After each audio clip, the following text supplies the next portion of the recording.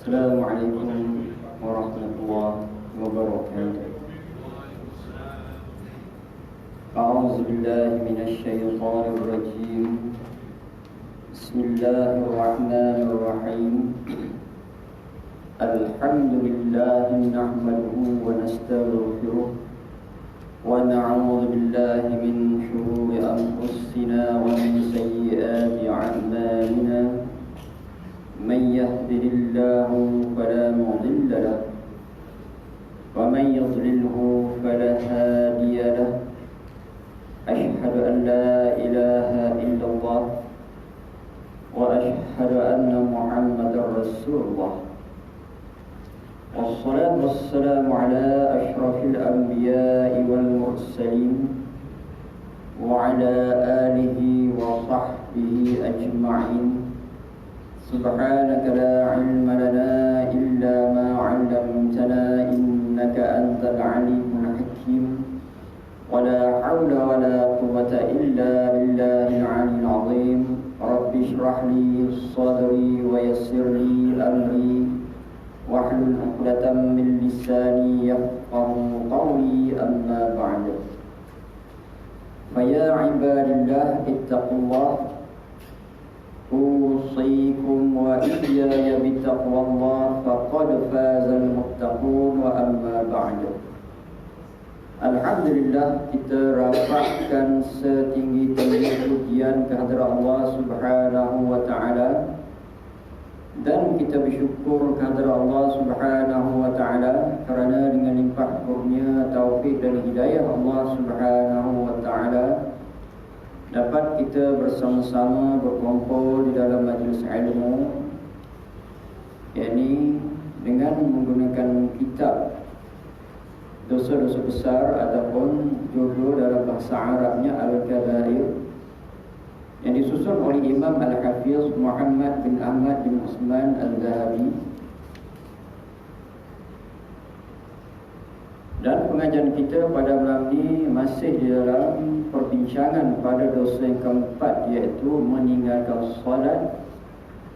Dan pada sambungan pada tajuknya qala musannif wa nafa'na bi'ulumihi fid darain amin rabbal alamin. Ini pada tajuk siksaan bagi orang yang bersolat dengan cepat.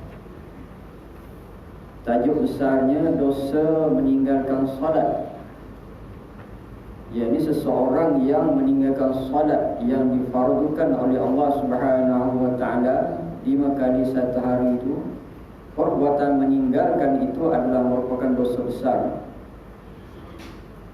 Dan di sebalik itu juga, orang yang meninggalkan solat juga akan berhadapan dengan siksa daripada Allah apabila solat dengan cepat, yakni tidak meraihkan akan rukun solat termasuk tumaninah. Jadi sambungan kita pada hadis yang disebut oleh Rasulullah SAW, hadis riwayat oleh Imam Ahmad bin dan Hakim. Asyaddun nasi sariqah alladhi yasriqu min salatihi. Qila wa kaifa yasriqu min salatihi? Qala la yutimmu ruku'aha wa la sujudaha wa la qira'ata fiha. Rawahu Ahmad wal Hakim. Yang bermaksud manusia yang paling buruk dalam mencurinya, iaitu orang-orang yang mencuri salatnya, yakni tidak tumakninah. Kemudian beliau ditanya pula, bagaimanakah orang yang mencuri salatnya itu? Beliau menjawab, iaitu orang yang tidak menyempurnakan rukuknya, tidak menyempurnakan sujudnya, dan tidak membaca Al-Quran pada salatnya. Ini adalah merupakan tanda orang yang mencuri dalam salat. Di mana hadis ini Rasulullah membuat perbandingan orang yang mencuri di dalam salat. Jadi bagaimana mencuri di dalam salat? Ditanya oleh sahabat, bagaimanakah orang mencuri dalam salat? Nabi menjawab, orang yang tidak menyempurnakan rukuknya, yakni tidak rukuk dengan sempurna sebagaimana perbuatan rukuknya sepatutnya, dan juga tidak bertumakninah. rukuk mesti berserta dengan tumaninah. Dan juga orang yang mencuri dalam solatnya, orang yang sujud tidak sempurna sujudnya, tidak melakukan perbuatan sujud yang sepatutnya, dan juga tidak bersujud dengan tumaninah. Dan juga orang yang tidak membaca Al-Quran dalam solatnya, di mana bacaan Al-Quran yang menjadi rukun dalam solat adalah suratul Fatihah. La salata liman lam yaqra' bi Fatihatil Kitab. Yani tidak ada salat bagi mereka yang tidak membaca Al-Fatihah dalam salat. Ini adalah merupakan gambaran orang yang mencuri di dalam salat. Biasa mencuri ini mencuri harta orang lain. Sehingga perbuatan buruk mencuri ini Rasulullah SAW mengkiaskan kepada orang yang mencuri di dalam salat. Perbuatan mencuri itu adalah sesuatu yang buruk, sehingga perbuatan itu juga dikiaskan oleh Rasulullah SAW kepada orang yang mencuri di dalam salat. Maknanya apa maksud mencuri di dalam salat? Orang yang tidak menyempurnakan salatnya dengan sepatutnya. Salat kan ada 13 rukun, dan kalau campur 4 dia akan jadi 17, yang ini berserta dengan tumaninah. Rukuk mesti disempurnakan dengan betul. Jadi rukuk, masuk rukuk ni membongkokkan badan dan tangannya menyentuh lutut ataupun memegang lutut, dan belakang itu dibengkokkan kalau letak satu papan, di mana papan itu tidak ke depan dan tidak ke belakang, tidak berjongkit. Itu maksudnya rukuk. Dan rukuk itu mesti berserta dengan diam seketika untuk meraihkan perbuatan rukuk. Maksud diam di situ kadar tumaninah. Tumaninah itu bagaimana kadar sebutan subhanallah. Dan sesiapa yang menyebut subhanallah, subhana rabbiyal a'la, subhana rabbiyal azim di dalam solatnya, tiga bacaan di mana dia akan dikira sebagai meraihkan tumaninah. Jadi perbuatan rukuk itu mesti dengan cara yang betul. Yang keduanya berserta dengan tumaninah iktidal, yakni bangkit daripada rukuk, dan mesti diam seketika. Kadar diam dalam keadaan berdiri tegak itu kadar sebutan subhanallah. Tidak boleh kurang daripada itu untuk dia turun sujud. Yang kedua pula yakni sujud. Sujud berserta dengan tumaninah. Yang tadi rukuk, ni sujud. Sujud tu bagaimana sujud? Punggungnya mesti ditinggikan berbanding dengan kepala. Yang sujud di atas 7 anggota: dahi, 2 tangan, 2 lutut dan juga kaki. Hujung-hujung jari itu hendaklah diratakan, dirapatkan dengan tempat sujud. Tidak boleh dibaringkan, dia mesti ditegakkan, di mana permukaan jari-jari itu mesti dikenakan kepada tempat sujud. 5 jari, 5 itu mesti dikenakan kepada bawah lah, yakni menandakan dia sujud, tidak boleh direbahkan. Itu maksudnya sujud.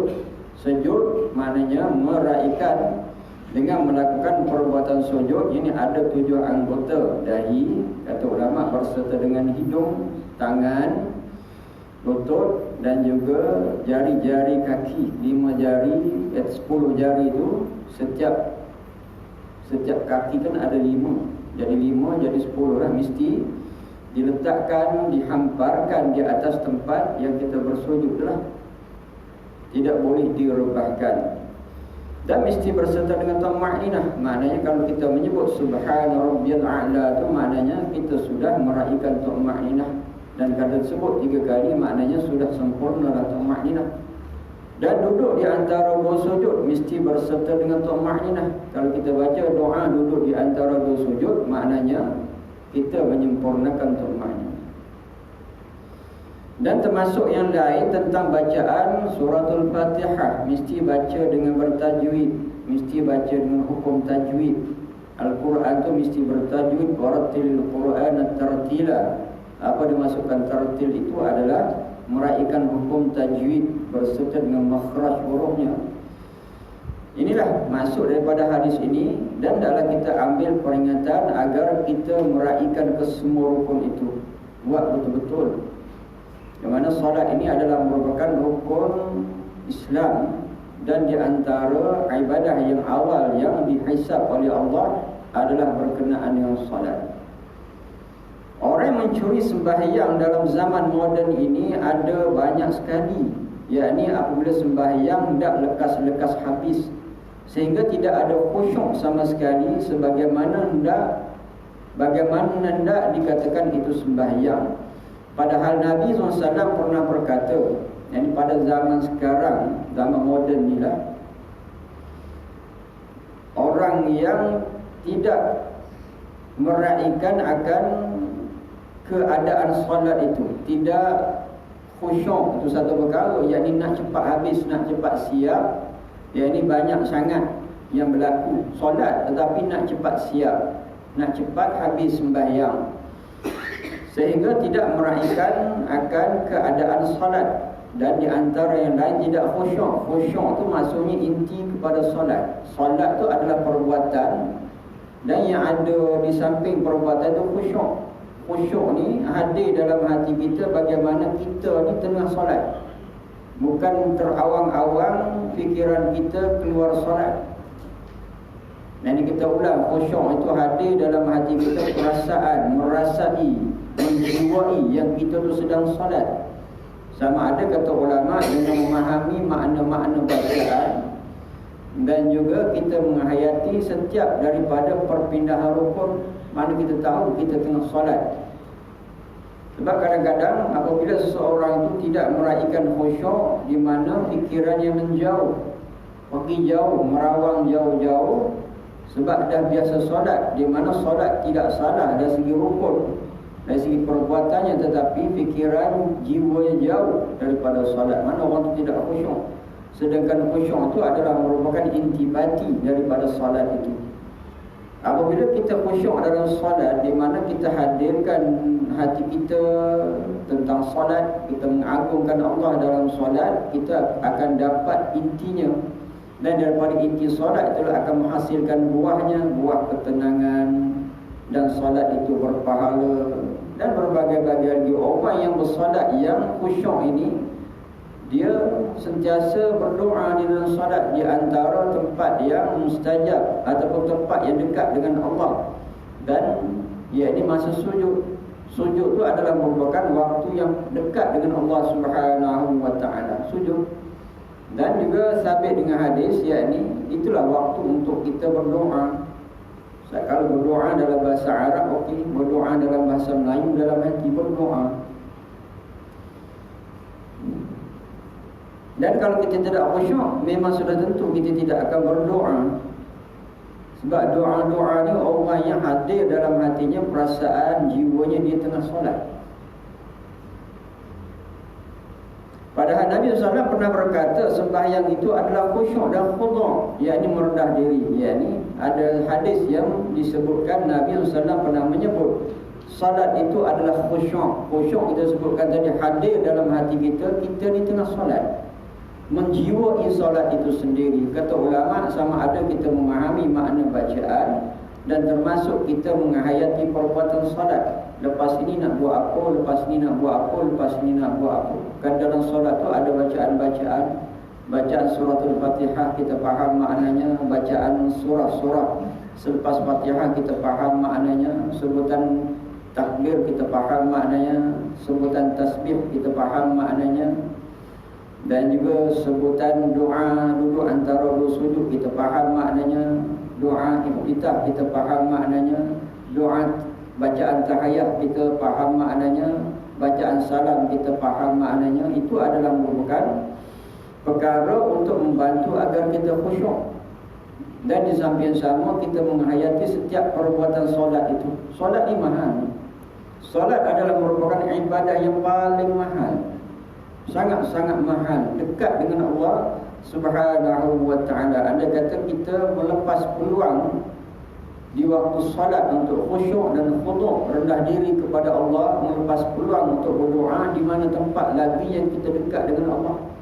Di tempat yang paling dekat dengan Allah masa kita salat, dan di antara rukun-rukun yang paling dekat dengan Allah di waktu kita sujud. Sujud tu hanya kepada Allah. Sesiapa yang sujud selain daripada Allah haram, dan perbuatan itu boleh jadi kufur kepada Allah. Sujudnya hanya untuk Allah. Jadi maknanya sesiapa yang tidak khusyuk, tidak khudu' di dalam salat, bermakna dia sudah melepaskan peluang yang amat besar untuk meminta kepada Allah, untuk menunjuk diri sebagai hamba. Hilang dia punya sifat ta'abbud dia, kehambaan dia. Dan bila ditegur terus bermuka masam, dan ada yang marah. Mana bagi orang yang sembahyang cepat ni, kalau ditegur akan muka masam. Tak boleh nak ditegur. Kenapa solat cepat sangat? Dia tak boleh terima orang tegur. Sedangkan teguran tu baik untuk dia, baik antara hubungannya dengan Allah. Dan dia akan jadi marah. Kita bayangkan kalau seseorang tu acuh tak acuh dia bercakap dengan orang yang lain. Kita berborak dengan kawan kita, dia acuh tak acuh dengan kita cakap dia, perbuatan dia acuh tak acuh, agak perasaan kita macam mana. Dan kalau lebih lagi, kalau seseorang tu dengan orang yang lebih tinggi kedudukannya, seorang yang acuh tak acuh bercakap dengan orang besar, bagaimana, sudah tentulah kena marah. Dia acuh tak acuh bercakap dengan bos dia, dengan majikan dia, cakap laju-laju aja, dan juga tidak dalam keadaan yang betul hormat kepada bosnya. Itu dengan dunia, dengan bos ni dunia lah.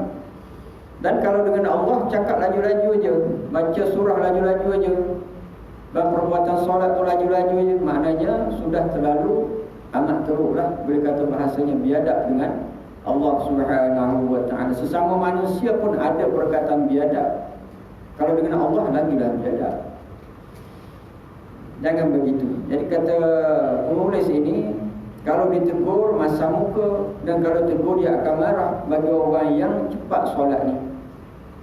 Selain itu ada pula yang menjadi imam yang terlampau mempamerkan khusyuknya sampai menjadi bukan khusyuk lagi, sampai menekan-nekan dalam bacaannya, sampai huruf-huruf bacaannya susah, hendak keluar dari kerongkonnya.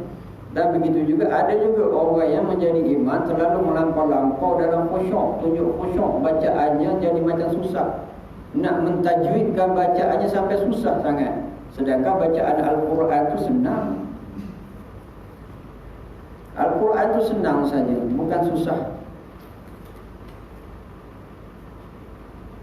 Yang jadi susahnya apabila kita menyusah-nyusahkan. Kalau kita belajar tajwid kan senang. Orang Arab tu bacaan Al-Qurannya hanya di bibir kita yang membaca, bukan anggota kita yang membaca. Apabila kita menekan-nekan, meneran-neran bacaannya, jadi susah.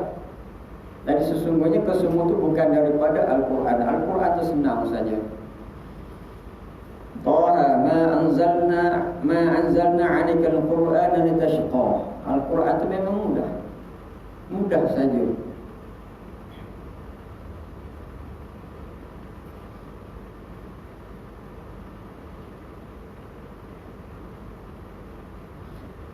Ada pula yang hendak baca dengan bertajwid sangat sehingga pontang-panting bacaannya pula, padahal bacaan dengan tajwid itu mestilah tahu maknanya, supaya berhenti pada tempat yang patut berhenti dan menyambung kembali dari tempat yang patut disambung.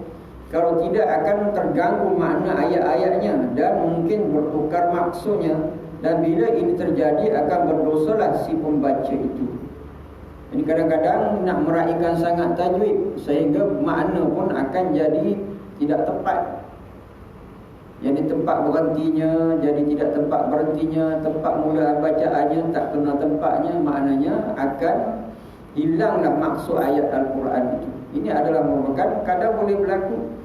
Kadang-kadang ayat-ayat yang kita kurang hafal menyebabkan kita ni berulang-ulang untuk membetulkan hafalan. Sembahyang ni bukan tempat untuk membetulkan hafalan. Baca ayat-ayat yang kita sudah hafal betul.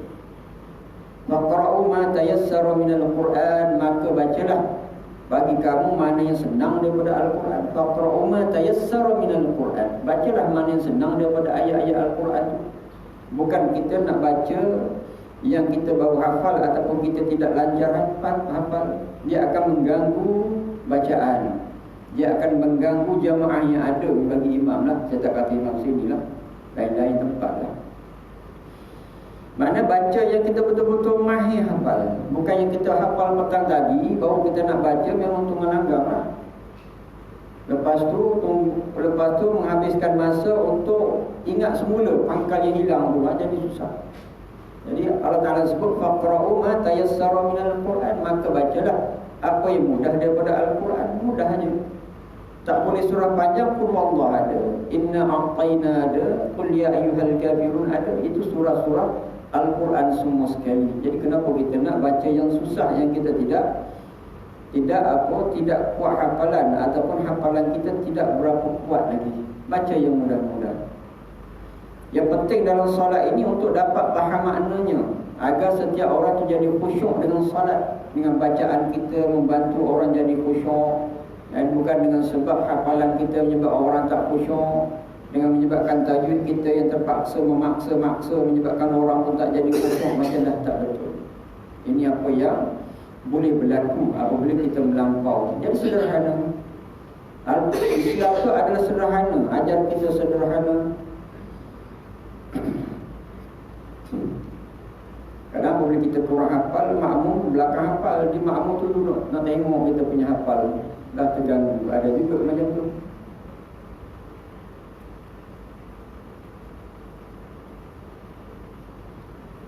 Kalau tidak akan terganggu makna ayat-ayatnya dan mungkin bertukar maksudnya. Dan bila ini terjadi akan berdosalah si pembaca itu. Jadi berdosa. Kalau salah maknanya akan berdosa. Jadi baca tajwid itu maknanya tajwid itu nak mengajar agar bacaan kita tepat. Itu ilmu tajwid.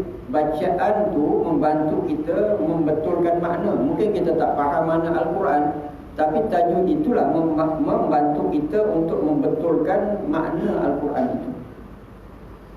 Tempat wakafnya, tempat nak mula bacanya itu adalah merupakan satu kaedah untuk membantu agar bacaan makna Al-Quran itu betul. Alhasil ini semua berlaku kerana kejahilan pelakunya, maka belajarlah dan seterusnya belajar supaya amalan ibadah itu senonoh, tidak keliru dan mengelirukan. Belajar, semua itu belajar, kena belajar. Jadi belajar ni adalah merupakan perkara yang wajib di dalam agama. Belajar tujuannya untuk faham hukum, belajar untuk membetulkan ibadah kita, belajar itu untuk membetulkan akidah kita, belajar itu untuk kita tahu bagaimana mensahihkan segala ibadah. Belajar. Jadi kita ni tidak terlepas daripada belajar. Setiap masa perlu belajar. Belajar benda yang kita tidak tahu.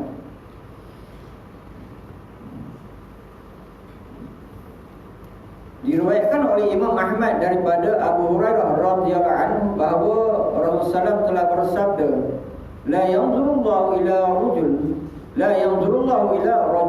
la yuqimu sulbahu baina ruku'ihi wa sujudihi, rawahu Ahmad. Ia bermaksud Allah tidak akan melihat seorang yang tidak meluruskan punggungnya pada waktu rukuk dan sujud. Ini dalam hadis ini pula Rasulullah bersabda bermaksud Allah tidak akan melihat, la yanzurullah, Allah tak lihat. Sedangkan solat ni adalah merupakan satu ibadah yang dekat dengan Allah. Kita bermunajat kepada Allah. Tiba-tiba ada orang solat, Allah Ta'ala tak nak tengok dia solat. Jadi bagaimana? Pegatlah. Sebab apa? Sebab tidak meluruskan punggungnya pada waktu rukuk dan sujud. Maksudnya tidak sujud dalam keadaan sepatutnya. Tidak melakukan perbuatan sujud sepatutnya. Bukan sujud tu kan kita membongkok 90 darjah lah. Bahasa mudahnya 90 darjah bagi orang tak sakit pinggang. Dan tangannya mesti memegang lututnya. Bagi orang yang tangannya tidak labuh ke bawah, orang biasa normal masuk labuh ke bawah ni orang yang tangannya panjang sangat.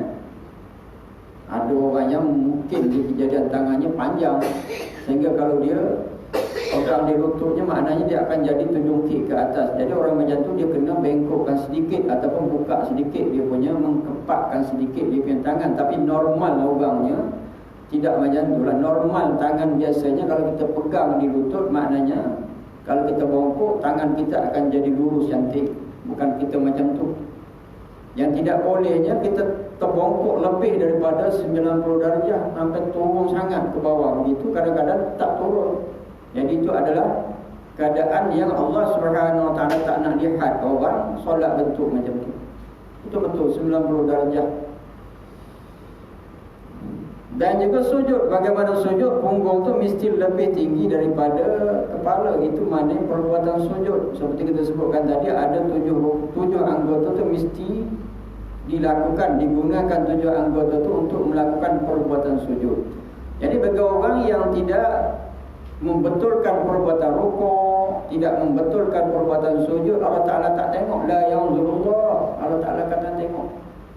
Sebagaimana sembahyang dekat dengan Allah, kita nak minta kepada Allah, kita nak minta belas kasihan daripada Allah, kita nak minta keampunan daripada Allah, kita nak minta rahmat daripada Allah, itu solat. Perbuatan solat itu adalah perbuatan hamba, kehambaan, nak tunjukkan kita sebagai hamba Allah, agar Allah Ta'ala merahmatkan kita, mengampunkan dosa kita, memberi pahala kepada kita. Itu maksudnya perbuatan solat. Bagaimana perbuatan itu mula daripada berdiri tegak, diturun. Mana perbuatan menurun itu bagaimana perbuatan itu khudu'. Yang ini maknanya merendahkan diri sampai tahap kita sujud. Sujud kita sebutkan tadi, kita tidak boleh sujud kepada manusia ataupun makhluk Allah. Sujud itu hanya untuk Allah. Perbuatan sujud dilakukan untuk manusia, jadi seseorang itu akan berdosa haram, dan perbuatan itu boleh menyebabkan seorang itu kufur kepada Allah. Sujud itu hanya untuk Allah. Jadi bagaimana apabila tiba-tiba Allah Subhanahu Wa Taala tidak mau pandang kepada orang merukuk, orang sembahyang dengan sebab rukuknya tak betul, sujud tidak betul, bermakna ini adalah merupakan sesuatu yang amat malang sekali lah. Kita dah sembahyang berapa puluh tahun, Allah Ta'ala tak nak tengok, na'udzubillah. Apa ada lagi untuk kita hadap Allah? Apa ada lagi amalan kita untuk kita bawa kepada Allah apabila Allah Ta'ala tidak nak melihat solat kita? Apa ada lagi? Yang kena betul-betul. Juga sabda Nabi sallallahu alaihi wasallam, tilka salatul munafiqi yajlisu yarqubu asy-syamsa hatta idza kanat baina qarnay syaitan qama munaqqiran arba'an la yadhkurullahu fiha illa qalila. Rawi Syaikhan. Hadis yang diriwayatkan oleh Imam Bukhari dan Muslim. Yang bermaksud itulah solatnya orang munafik. Macam mana pula solat orang munafik? Ni munafik ni apa maksud munafik? Orang yang luar dan dalam tak sama. Luarnya nampak Islam, dalamnya tidak Islam. Luar tu macam Islam tapi dalamnya memang tak ada Islam. Macam munafik secara umumnya. Jadi berat sangatlah tempat munafik ni bagaimana? Dar asfali minan nar. Tempat yang paling bawah, neraka ni bawah sekali. Tempat orang munafik ni. Jadi bagaimana? Itulah solatnya orang munafik. Bagaimana solat orang munafik? Yang duduk memperhatikan matahari hingga apabila berada pada 2 tanduk syaitan, maka ia berdiri dengan mematuk-matuk ayam 4 kali. Tiada ia mengingati Allah dalam solatnya kecuali sedikit sahaja. Orang munafik ni macam mana? Dia melambat-lambatkan sembahyang. Itu ciri munafik. Satu munafik yang benar tu maknanya dalamnya luar lain lah. Dalam luar nampak Islam, dalamnya bukan Islam. Itu munafik yang sebenar. Dan ciri munafik, ciri munafik, orang munafik itu maknanya orang dia Islam tapi kufur kepada Allah. Kan orang kafir ni ada 2 golongan. Satu dia kafir asalnya, yang keduanya orang Islam tapi munafik, itu orang kafir juga. Maknanya tidak beriman kepada Allah. Dan di antara ciri munafik, ciri munafik ni bagaimana? Dia melambat-lambatkan sembahyang, mana memerhatikan matahari itu mana satu kiasan, kinayah, satu kiasan Nabi SAW kepada perang yang munafik. Dia melambat-lambatkan sembahyang. Dia tengok matahari, lambat-lambatkan sembahyang. Apabila berada pada 2 tanduk syaitan, yang dia dekat nak habis dah waktu asar tu. Tanduk syaitan tu menunjukkan pada 2 waktu, asar dan juga maghrib, dekat nak habis dah.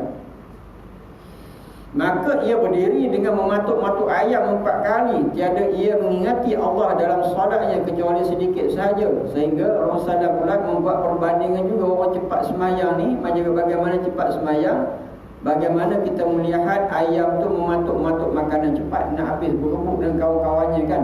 Kita taburkan makanan, dia berebut dengan kawan-kawan cepat. Macam mana dia? Itulah keadaan orang yang munafik. Dan ini melambat-lambatkan sembahyang. Dan juga kalau sembahyang pula dia cepat-cepat. melambatkan waktu sembahyang sehingga nak habis waktu yang lain. Nabi SAW membuat perbandingan di sini, waktu dah dekat nak maghrib, dan kalau dia solat pula bagaimana? Cepat-cepat matuk-matuk ayam.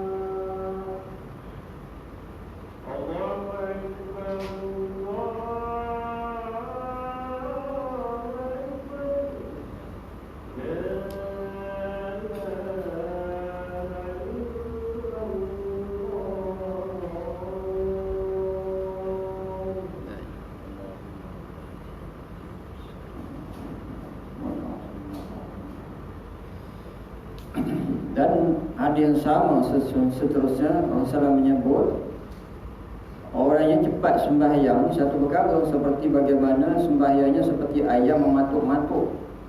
Dan juga orang yang macam ni juga la yadhkurullaha fiha illa qalila, yakni dia tidak ingat Allah dalam sembahyangnya melainkan sikit saja. Dia tak ingat Allah. Kalau dia ingat pun sikit saja. Ditanda orang yang munafik ni dalam sembahyang cepat seperti ayam patuk-patuk. Dan orang macam ni juga dalam sembahyangnya la yadhkurullah, tak ingat Allah dalam sembahyang. Sedangkan sembahyang tu adalah satu ibadah tempat keadaan yang kita nak ingat Allah. Kalau ingat pun fiha illa qalila, melainkan sikit kalau ingat pun. Tanda orang munafik jangan. Kalau kita sampai mula daripada takbir sampai salam pun tak ingat langsung tentang sembahyang kita, tu beratlah. Berat ni ada ciri munafik, kena buang. Kita kena mula daripada takbir Setiap perpindahan dan mana dalam solat tu kita ingat kepada Allah, ingat tentang diri kita dengan Allah, di waktu dengan Allah ni. Dah banyak waktu kita dengan dunia. Dalam luar solat pun penuh dengan dunia saja, takkan dalam solat pun penuh dengan dunia juga. Alhamdulillah. Ini tanda orang munafik bagi cepat solat seperti ayam patuk-patuk, dan juga la yadhkurullaha fiha illa qalila, tak ingat Allah. Ataupun kalau ingat Allah illa qalila, dalam keadaan sikit sangat. Bukan. Sikit lagi.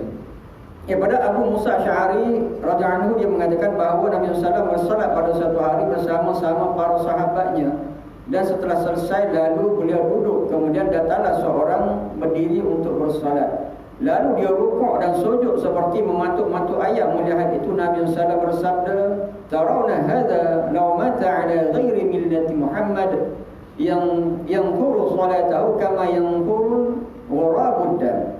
Ibnu Khuzaimah. Pada satu hari, ini hadis diriwayatkan oleh Abu Musa Asy'ari. Bagaimana pada satu hari beliau dan sahabat solat bersama Rasulullah SAW.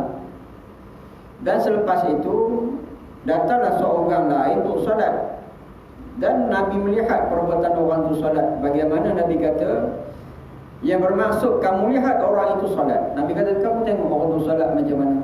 Jika mati, maka dia mati di luar agama yang dianut Muhammad SAW. Dia mematuk-matuk dan ayam dalam solatnya, sebagaimana burung gagak yang mematuk darahnya. Orang yang sembahyang dalam keadaan macam ni, Nabi kata, mata ala ghairi millati Muhammad, mati dia atas lain daripada agama Muhammad. Macam tu solat dia. Solat yang macam tu lah, cepat-cepat seperti ayam tu bagaimana, laju-laju begitu solat, tak meraihkan rukun dan semua, mana nak cepat je. Ciri munafik satu perkara. Nabi pula kata ni berat ni, paling berat ni. Mata ala ghairi millati Muhammad, mati dia atas lain millah. Millah tu masuk agama Muhammad. Ni ancaman yang berat bagi orang yang solat macam tu, laju-laju nak cepat. Dah dia solat lambat. Orang solat lambat ni biasa bagaimana dia akan kejar waktu. Dia ingat dah kepala dia nak buat macam-macam lagi. Jadi mati bagaimana? Mati dalam keadaan Nabi kata bukan di atas agama Muhammad, ni paling takut. Mudah-mudahan apa yang kita kongsi malam ni dapatlah menemak kepada kita. Sebab apa, tajuknya masih panjang lagi. Kalau kita teruskan juga memang tuan-tuan tunggu masa nak solatnya. Jadi mudah-mudahan apa yang kita kongsikan pada malam ni dapatlah kita beramal. Yang penting kita jaga solat kita sangat-sangat. Khusyuk. Khusyuk tu maksudnya hadir hati kita menjiwai solat. Khusyuk tu rendah diri kepada Allah dalam solat. Waktu yang paling dekat dengan Allah, mana ada lebih tempat lagi. Dan juga jangan lambatkan solat. Dan juga kalau solat tu jangan cepat-cepat. 3 benda tu, 4 benda. Satu khusyuk, satu khudu'. Jangan lambatkan solat. Yang keempatnya, yakni jangan cepat-cepat sembahyang. Jangan lambat dan jangan cepat-cepat sembahyang. Karena awal waktu cepat-cepat juga. Jadi kesemua tu kita kena buanglah. Dan kita nak selamat sembahyangnya, solat berjemaah bagi orang lelaki, dia insya-Allah selamatlah. Sebab imam akan solat dengan tertibnya. A'udzubillahi minasyaitonirrajim. Bismillahirrahmanirrahim. Alhamdulillahirabbil alamin. Allahumma arinal haqqa haqqan warzuqna ittiba'ah wa arinal batila batilan warzuqna ijtinabah. Allahumma a'inna bima 'allamtana waj'alna min 'ibadikas shalihin. Wa sallallahu ala sayyidina Muhammad wa ala alihi wa sahbihi wa sallam. Alhamdulillahirabbil alamin. Aqulu qali hadza wa astaghfirullahal azim li wa lakum wa lisa'iril muslimin wal muslimat fastaghfiruhu innahu huwal ghafurur rahim. Assalamu alaikum warahmatullahi wabarakatuh.